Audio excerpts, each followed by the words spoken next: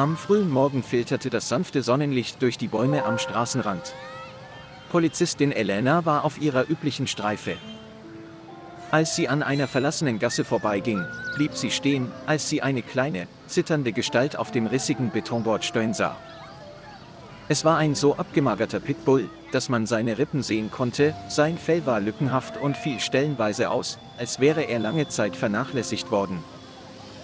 Eine alte, rostige Eisenkette war um seinen Hals gewickelt und zog ihn zu einem dunklen, moosbewachsenen Baumstumpf hinunter.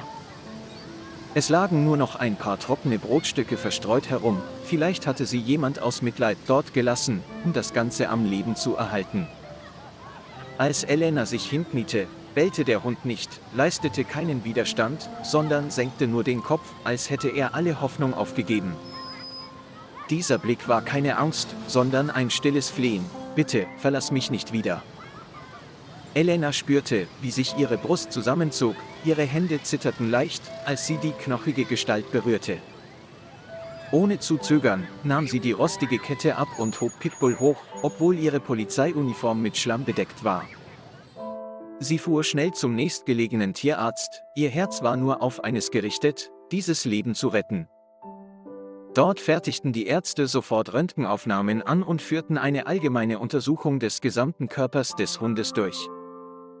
Die Ergebnisse zeigten, dass das Tier stark abgemagert war, die Muskulatur aufgrund von Mangelernährung verkümmert war und sowohl die Leberenzyme als auch die Herzfrequenz beeinträchtigt waren.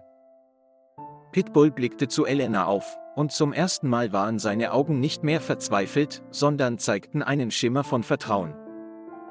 Da der Besitzer nicht ermittelt werden konnte, bat die Tierklinik Elena, den Hund vorübergehend zu betreuen, bis er sich erholt hatte.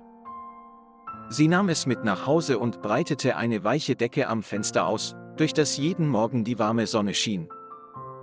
Daneben steht eine Schüssel mit weichem Futter und eine Schüssel mit sauberem Wasser, das jeden Tag sorgfältig gewechselt wird. In die Augen des Hundes kehrte das Leben zurück, ein Hoffnungsschimmer nach Tagen des Aussetzens in der Kälte.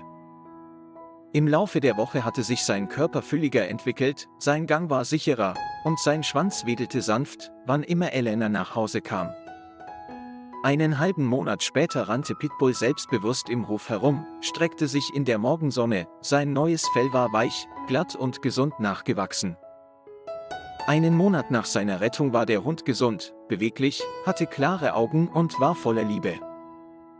Aus einem erschöpften Geschöpf am Straßenrand ist Pitbull zu einem treuen Freund geworden, der Elena in jedem Augenblick ihres Lebens begleitet.